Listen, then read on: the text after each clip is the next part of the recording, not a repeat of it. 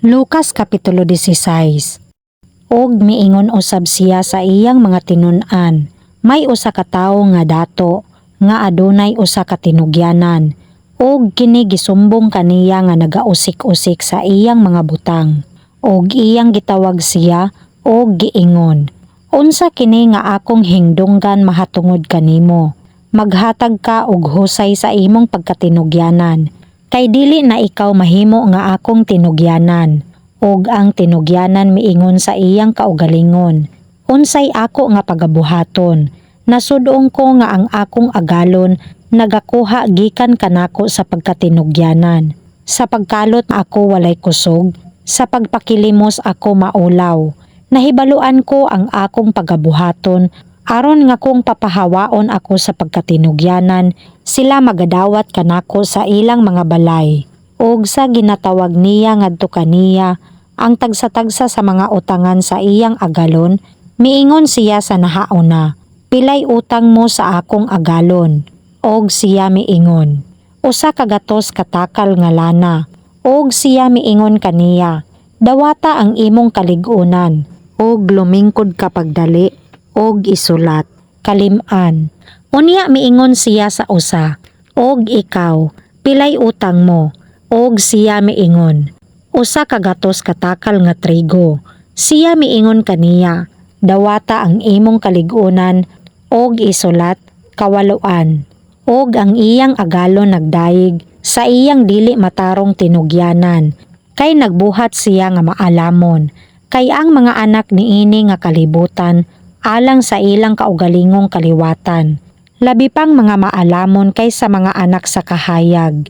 Og ako nagaingon kaninyo, mangita kamo og mga abyan sa inyong mga kaugalingon, pinaagi sa mga bahandi sa dili pagkamatarong, aron nga kung kana mawala na, sila magadawat kaninyo didto sa mga puloy-anan nga walay katapusan. Siya nga matinumanon sa diriyot kaayo, matinumanon usab sa daghan, og ang dili matarong sa diriyot kaayo, dili matarong usab sa daghan. Busa, kung kamo wala magmatinumanon sa mga bahandi nga dili matarong, kinsay mosalig sa pagtugyan diha kaninyo sa mga bahandi nga matuod.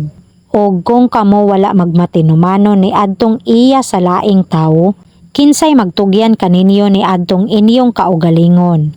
Walay ulipon nga makaalagad sa duha ka agalon, kay siya magdumot sa usa, og mahigugma sa usa. Kun sa laing pagkaagi, siya moayon sa usa, og magtamay sa usa. Kamo dili makahimo sa pag-alagad sa Dios, og sa bahandi.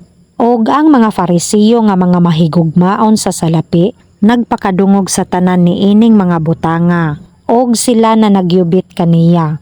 Og siya miingon kanila, kamo mao ang mga nagapakamatarong sa inyong kaugalingon sa atubangan sa mga tawo, apan ang Dios nakaila sa inyong mga kasing-kasing.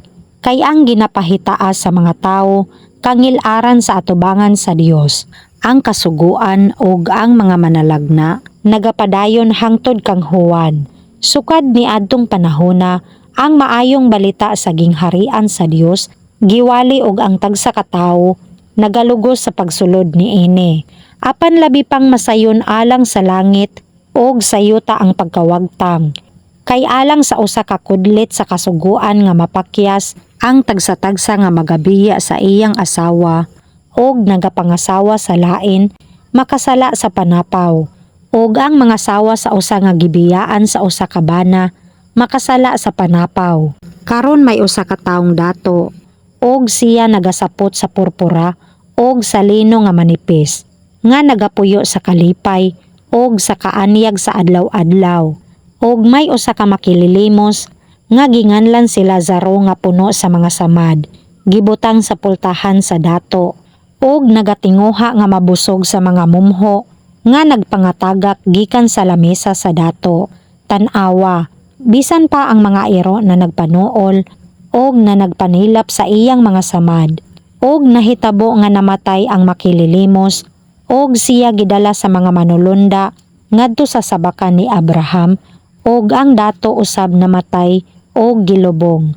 Og didto sa Hadis giyahat niya ang iyang mga mata, Sanglit nagaantos sa mga kasakit, og nagalantaw kang Abraham sa halayo, og kang Lazaro sa iyang sabakan, og siya misinggit og miingon, Amahan nga Abraham, kaluy ako, og sugua si Lazaro.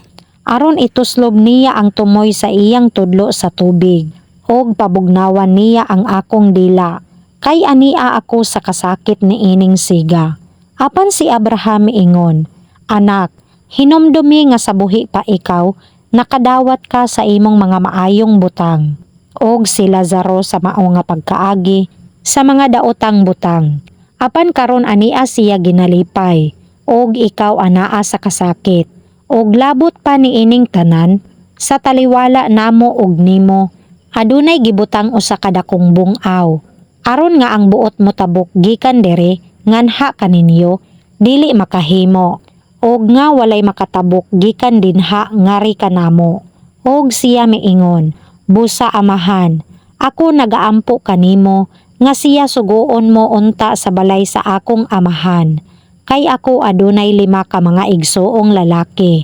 Aron siya magamatuod ngadto kanila. Tingali unya makaari usab sila, ni aring dapita sa kasakitan. Apan si Abraham miingon, Atoa kanila si Moises, og ang mga manalagna, papataling hugas sila kanila, og siya miingon, Dili amahan nga Abraham, kay kung usa sa mga minatay ang moadto kanila, maghinulsol sila, og si Abraham miingon kaniya, kung kang Moises, og sa mga manalagna dili sila managpatalinghog, dili usab sila mga lukmay, bisan may usa nga mabanhaw gikan sa mga minatay.